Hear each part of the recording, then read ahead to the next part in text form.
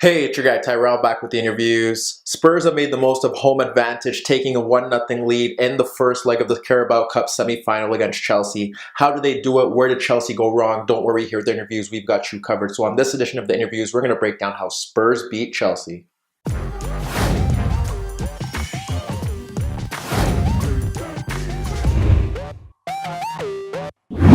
So before we get into today's video, don't forget to give our video a thumbs up if you do enjoy it. The bell below does give you daily notifications regarding our organic, unfiltered soccer/footy analysis. And don't forget to subscribe to our channel. In today's video, we're going to break down the first half, see how both sides look to approach the game, see why Spurs struggle against Chelsea and where Chelsea were able to find their advantages in that first half. Then we'll get to the second half, see if Spurs made any changes and the changes that Chelsea made to try and rescue this game. But first, let's get to the starting lineup. So we look at Chelsea 4-3-3, no real surprises here, but no Giroud or Morata, which means Hazard started up front with Willian and Hudson-Odoi out in the wider areas. In midfield, with Barkley, Kanté, and Jorginho. Then we get to Spurs, no surprises as well, 4-4-2 Diamond, Son and Kane ahead of Ali out in the wider shuttling areas. They went with Eriksen and Sissoko with Harry Winks protecting the back four. So now let's get to the first half, see how both sides look to approach the game, and see why Spurs struggle to cope against Chelsea. So when we look at Chelsea against Spurs, we have to look to their league encounter earlier this season where Spurs outplayed Chelsea,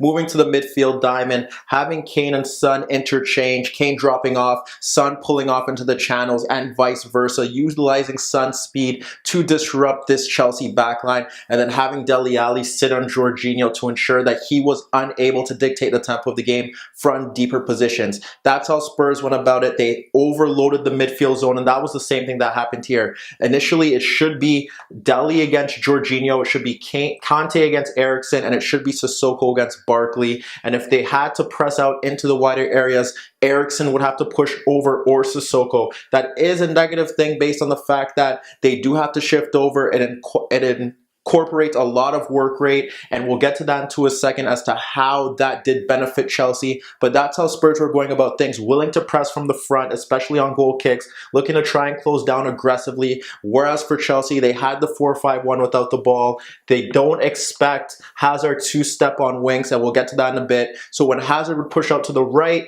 to press the center back, you'd have Barkley step forward. If he pushed out to the left, you'd have Kanté push forward to press the center back to ensure that Spurs can play out the back. With that being said, when they're doing that, you have Hudson-Odoi and Willian pushing out to press the fullbacks in Rose and Trippier. So that's how they went about things. They also were eager to press on goal kicks. They had the 3v3 if Winks dropped off a bit deeper, but we often saw Sissoko push forward, so they had Winks and Sissoko in between Hazard and the wider players pushing out to the center backs. Still, even then, Spurs weren't willing to play out of the back. Gazzaniga often kicked the ball opposed to trying to build in out of those tight positions. And in that sense, even if the ball was pushed out to Trippier or Rose, you would have Barkley or Kanté push out into those areas to ensure that they closed it down. And that was key, and that's how they're going about things. And even if they didn't go down that route, they could push out the fullbacks a bit higher to ensure that they have those positions closed.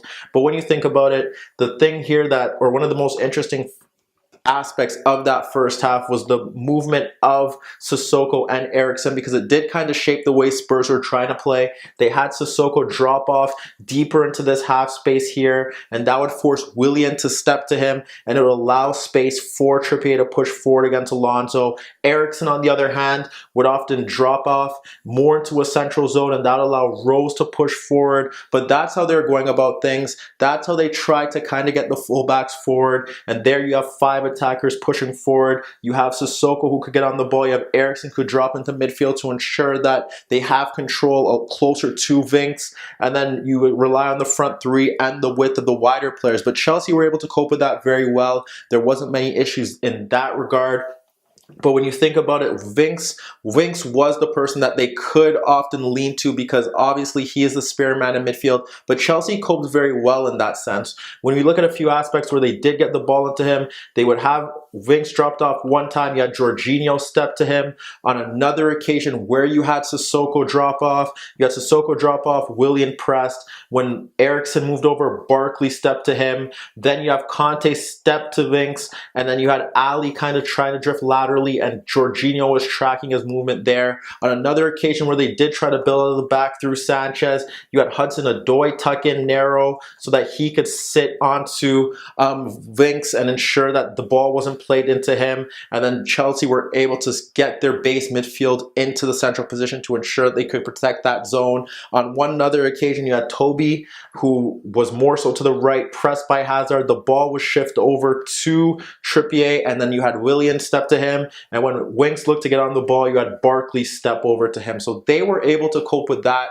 And with that being said, Spurs didn't really cause Chelsea many problems. It was a very sluggish performance. They weren't getting into attacking zones enough, barring that opening 20 minutes where they played a bit more direct, but they struggled in that regard. Chelsea coped very well. They pressed well in the wider areas, and not in the terms of pressing, but they closed down well in those wider positions. And when you look at Chelsea and the way that they did set up, you kind of knew where they were going with this, and it made sense from Maurizio Sarri, given the fact that they were missing a few players. But Williams started on the left-hand side, so you want him to cut in centrally. So with him cutting in centrally, Hazard dropping off, you had Hudson-Odoi holding out that wide area. And given the fact that Spurs are very narrow, and Chelsea probably don't want to push their fullbacks out into higher positions, given the threat of Son and Kane in the channels, a lot of the ball went to Hudson-Odoi, where without a central figure in the box and him playing on the right-hand side, he was often looking to drive forward and cut in, and he was the key attacking focal point for Chelsea in that first half for large spells. The other focal point was Hazard, but Hazard wasn't near the box, and what we often saw him do was drop ahead of the back four to pick up the ball. This was beneficial to Spurs because they didn't have to worry about anything around the box. Alderweireld and Davinson Sanchez weren't occupied. They were able to control everything in front of them, but Hazard still was a nuisance for this Spurs backline. We look at one occasion where he's able to drop off to get an easy pass from Alonso. Winks stepped to him. He was able to turn him with ease and then pull out Eriksen, and with Eriksen pushing out to him, Conte was free and he was able to play the pass to Conte. But even then, nothing really stems from that attack. But we saw Hazard able to bamboozle Spurs players, force them into fouls, force them into bookings when he dropped off deeper. So we'll get to that. We'll get to Hudson-Odoi's threat and the fact that Eriksen often left Conte free and how he was able to affect the game, or at least offer some sort of attacking presence in the final third. So we break it down. We look at those two elements of how Spurs and how Chelsea were looking to go about it. So now let's get to Chelsea, see what attacking chances they created and how they were able to fluster Spurs in the first half. So when we look at Chelsea's chances in the first half, one of the main issues that Spurs had was that they were playing in this midfield diamond. So what it does do is that it makes them extremely narrow. And with that being said, and Hudson-Odoi holding his width, it always left Chelsea with an outlet. It forced Rose to be cautious and wary of Hudson-Odoi's threat from that zone, but it also needed Eriksen to shift over on countless occasions. And in this first half, Sarri exploited his inability to get over to protect Rose. One of the first chances we do see Hudson-Odoi pick up the ball from deep, run at Rose, and then locate Hazard, who did drop off into that space to get on the ball. But Sissoko was there to clear the lines. But we saw that combination throughout the first half, where Hudson-Odoi would have the ball from that wider position and Hazard kind of tucking in, trying to pick up the ball before looking towards goal. The second opportunity, we have Willian tracked by Trippier deep into his zone. He's able to brush him off, turn forward, run at Winks before shifting the ball out again to Hudson-Odoi. Gets the ball out to Hudson-Odoi, 1v1 with Rose. This time he takes his opportunity to run at him, cuts outwards, but he can only fire a shot at Gazzaniga. But again, you see the 1v1 opportunities. You see Spurs getting caught in narrow positions because of that diamond, and he's able to make the difference. The third opportunity drops off into that space in more of a deeper zone, and when that happens, sometimes you could have the fullback moving into those narrow positions, and that's what Azpilicueta did. He's able to play the ball to him, get it back. This time Spurs do a good job because they have Rose and they have Eriksen pushing over into that space. But what happens here now is that Hazard drops into that space near them, and he's able to split those two markers. Hazard picks up the ball when he drops it off, and Hazard fires his tame shot on goal. But again, you don't want Eden Hazard picking the ball in those zones to offer a goal scoring threat. Luckily for Spurs, he only fired his shot at the keeper. One more opportunity that we do look at when we see this, and it does stem from the overlap between Hudson-Odoi and Azpilicueta. However, the cross is overhit because Eriksen was there near Hazard to ensure that he wasn't able to get onto it. But Alonso picks up the loose ball and he instantly drops it off to Hazard, who is closed down by Son, and he's closed down by Eriksen. With that being said, he plays the ball square to Willian, and Willian's able to split those two and find Alonso charging into that zone. When he finds Alonso charging into that zone, what happens now is that because Eriksen is occupied and taken out of his position, it allows Conte to make that run in between the center backs across them. But however, he does do that, but he can only guide his effort off the post. When you think about all the chances that were created there, it stems from Hudson-Odoi in those wider areas. We see Hazard dropping off. We see Conte kind of pushing forward. So when you break it down, you see how Chelsea are able to get into the final third, perhaps reverting to more shots from distance didn't really help them out. And Hudson-Odoi not having that final touch in the final third did prevent them from possibly getting a goal or two. So now let's get to Spurs, see what they did right in the first half and how they're able to go into halftime up 1-0. Despite Spurs' positive start to the game, they only created a few chances in the first half, and all of them stem from direct play from their front players. When we look to some of their earlier chances, it stems from Barkley losing the ball in Spurs' third, and Dele instantly punting the ball over the Chelsea backline. This is what Spurs and Mauricio Pochettino want. They want Kane, they want Ali breaking into those channels, breaking in behind, offering and flustering Rudiger and Christensen. And they did that here. Ali's punt goes into that zone. What we have here is that now Son is running onto it. Christensen's able to hold them off and nod it into the path of Rudiger, was able to clear the ball out to Alonso. But in that play alone, you see Kane offering a threat, and that forced Rudiger to track it, and he did a good job there. And you see Son's pace offering a threat as well, but Christensen was able to match him in that regard, and Chelsea got lucky there and were able to clear their lines.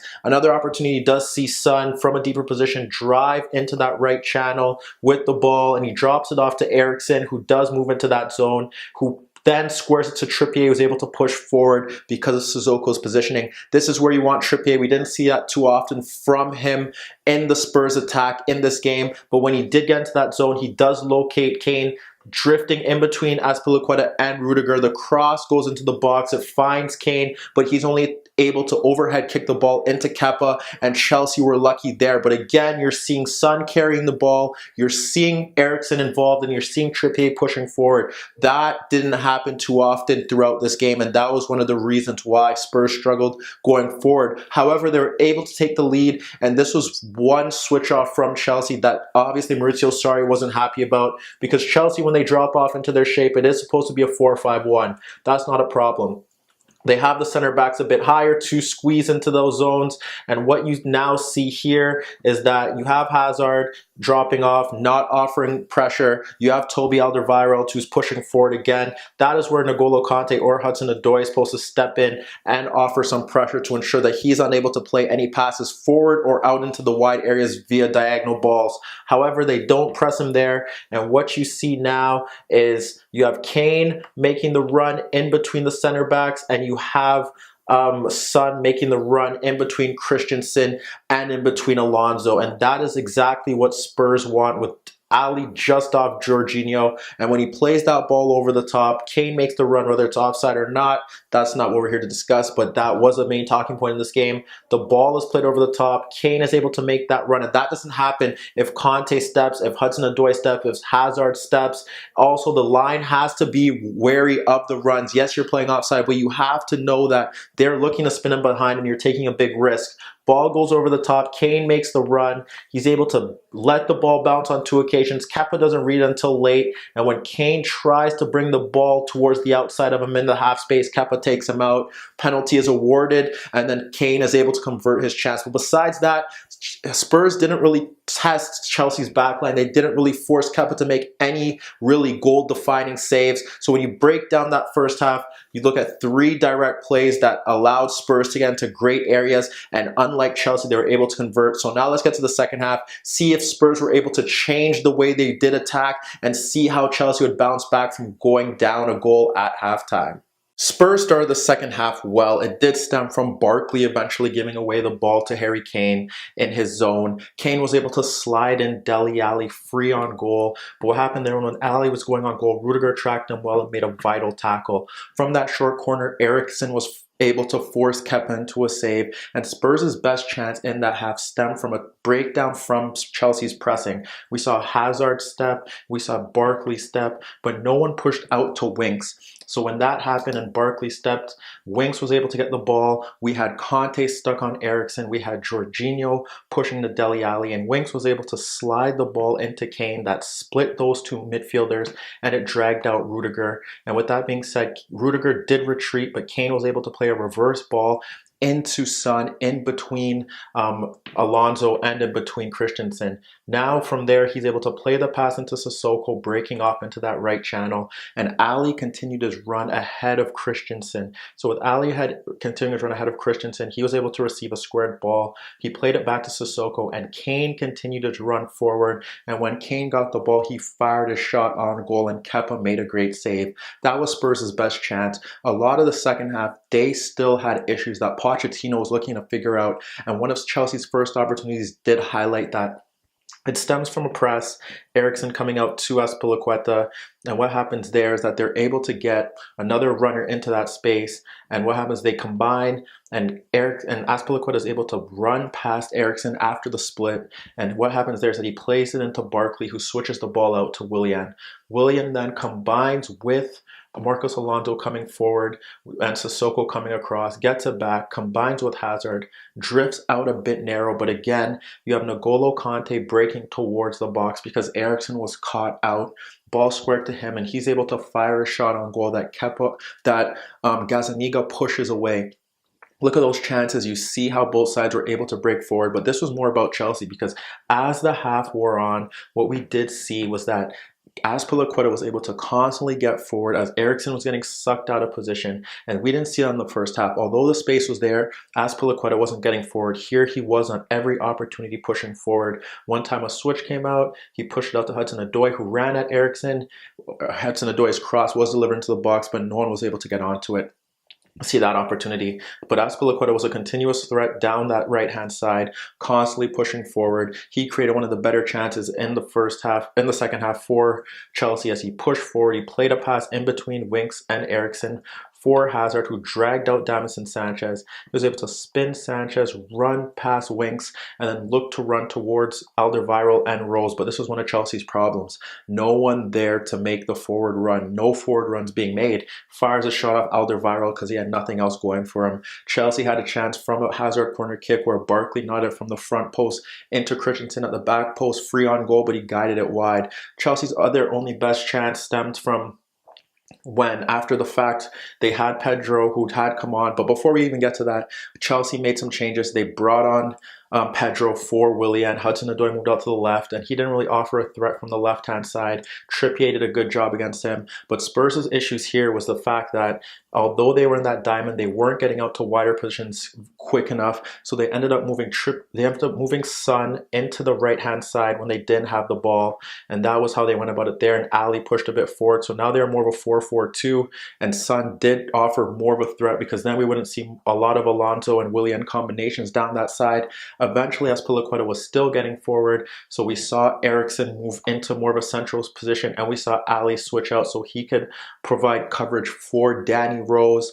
Chelsea eventually turned to Kovacic for Barkley. They brought on Giroud for Hudson-Odoi and pushed out Hazard to the left, and one of their only other best chances stemmed from Pedro pushing the ball out to Hazard from deep, where he was able to spin past Sissoko and then play the pass into Azpilicueta and run beyond Winks and push into that space between Alderweireld and Rose to get the ball back. And now he's closed by Rose and he's closed by Dele Alli, but he's able to cut outwards after slowing the ball down and deliver a cross into the box that Gazzaniga couldn't hold on to, and eventually they cleared their line, Spurs. But when you think about that, that was how they went about it. They brought on Lamela, but Spurs really had to hold on here because they were struggling out in wider areas. They were unable to create chances. They looked a bit sluggish. They had to push Ali and Son into those wider areas. Eventually, Lamela, because Eriksen was struggling, but they were able to hold on and go to Stamford Bridge with a 1-goal lead that they'll need to play better if they expect to go to the Carabao Cup final. But let me know what you guys think. Did Chelsea deserve to win?